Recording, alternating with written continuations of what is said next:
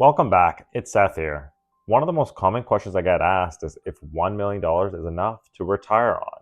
As in the early 2000s, $1 million was a lot of money, and most people couldn't even imagine to have that much.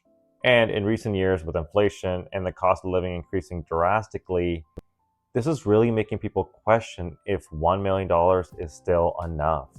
And what makes it even more frustrating is that you see some people agreeing that $1 million is enough, and then on the other hand, you have people that are going against and saying that $1 million will not be enough to retire on. So what is the right answer? In this video, I will break down factors to determine if $1 million is still enough for you to be able to retire on comfortably.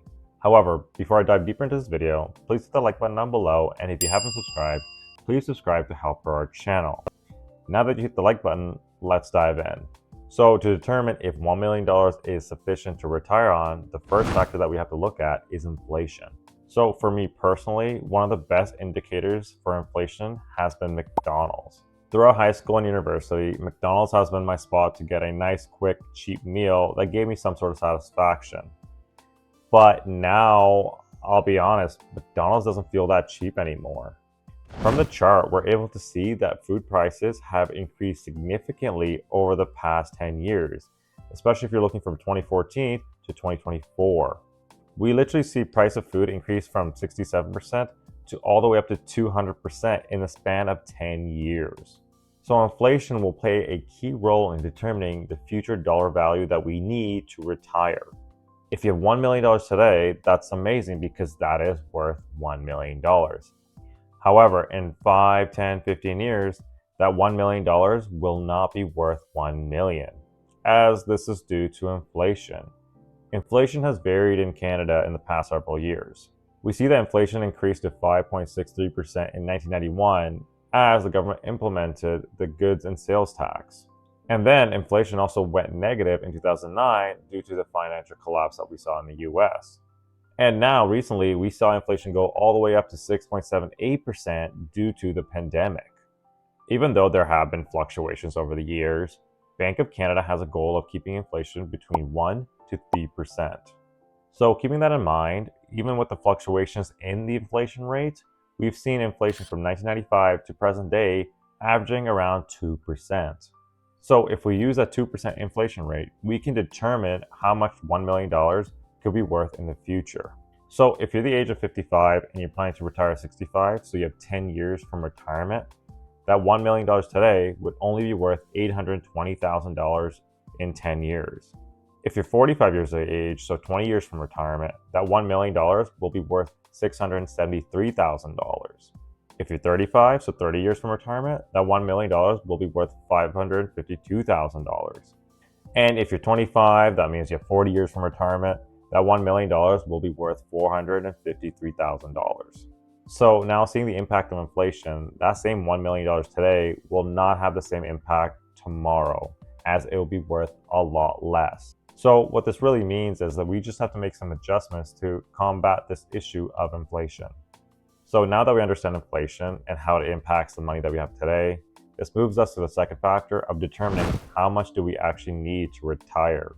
The money that you need in retirement is pretty much based on your spending level. However, Fidelity has gone out and done some research to determine how much income one needs when they have retired. And they've looked at several income levels. And what they found is that if you make less than $50,000, you'll need to make at least 80% of that income when you retire to retire comfortably. And if you make $120,000 or more, you'll need 55% to 65% of that income once you have retired to retire comfortably. So if you make $120,000 at 65% of that income, meaning that you'll need $78,000 to retire comfortably. And if you make $50,000, that means you'll need 75% of that income, so $37,500 to retire comfortably. At $37,500 of annual income, you could retire off $1 million using the 4% rule.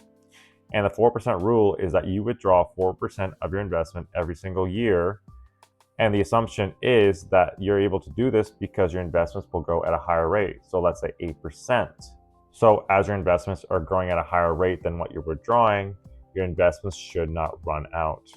So if you're making $50,000 today, that means that $1 million is more than sufficient for you to retire comfortably. However, as we discussed about inflation, that $1 million today will not be $1 million tomorrow. So how much would you actually need? If you're 55 years of age, meaning that you're 10 years from retirement, that $1 million today should actually be $1,219,000.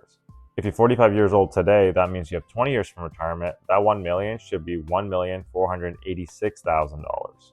If you're 35, that means 30 years from retirement. That means that $1 million should be $1,811,000. And if you're 25 years of age, meaning 40 years from retirement, that $1 million actually needs to be $2,208,000 for you to retire comfortably.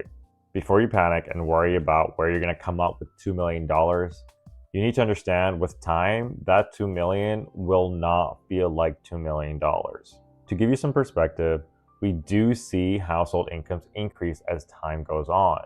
And Statistics Canada has reported that in 2000, the median household income was $50,800. But then 10 years later, that median household income has increased to $70,000. And by 2020, the median household income has increased to $96,000. Even though you need to save more money, your household income should also increase over time. So I think we've answered that question if $1 million is enough. Unless you have $1 million today and you are retiring today, it will not be enough for you to retire on. So now this leads me to what you're probably thinking: how do we get to these higher amounts so that we can retire comfortably? This is where I would say investing is your best friend. I have continuously repeated this almost in every single video of me advocating that you should be investing as soon as possible. The earlier you invest, the earlier you get to take advantage of compound interest. So if you're 25 years old and you need to save for that $2.2 million investment portfolio, this would mean that you need to invest $5,000 a year to achieve your goal. In general, at 25, you're fairly young. What I would advise you is that you invest as much as possible so that you can go over this $2.2 million threshold. Now, if we look at other age categories, such as age of 35, you would have to invest $11,000 each year to get to your goal of $1.8 million. If you're 45 years old, that means you would have to invest $26,000 a year to get to your goal of $1.5 million. And at 55 years old, you would have to invest $76,000 each year to get to $1.2 million. Again, from what you see from these numbers is that the longer you wait, the more you have to invest every single year to play catch up. And realistically, those individuals at the age of 45 that have to invest $26,000 a year, and those individuals at 55 years of age that have to invest $76,000 a year, that's most likely not going to happen because most people don't have that much money to invest every single year. So it becomes vital that you start investing as soon as possible. I do want to touch on some other factors that you should keep in mind about retirement, and especially retirement in Canada. By the time you retire, you're most likely going to have paid off most of your debt. That includes your credit card bill, your car loan, and your mortgage. So if you have these debt paid off by that time, you will most likely find that you'll be able to live a comfortable life even if you have a lower income every single year, as most of your income will not be going to these expenses anymore. Also, if you're Canadian, you could be eligible for the Old Age Security, OAS, and the Canadian Pension Plan, CPP. These are programs that are provided by the Canadian government that will give you additional income every single month to help you with your retirement. To qualify for OAS, you have to be 65 years of age or older, be a Canadian citizen or a legal resident at the time of approval for OAS, and have resided in Canada for at least 10 years since the age of 18. To qualify for CPP, you have to be at least 60 years of age and at least made one valid contribution to the Canadian Pension Plan. Currently, OAS has been providing individuals from the age of 65 to 74 with $735 a month and $808 for individuals that are 75 years and older. CPP on average provides individuals with $900 a month all the way to a maximum of $1,433 a month. So if you're worried about your monthly cash flow when you are retiring, this could provide you substantial relief, as this is just additional income that will help you with your day-to-day life. If you end up receiving both OAS and CPP, that could be an additional $1,635 per month or $19,620 per year added to the income that you have from your investments.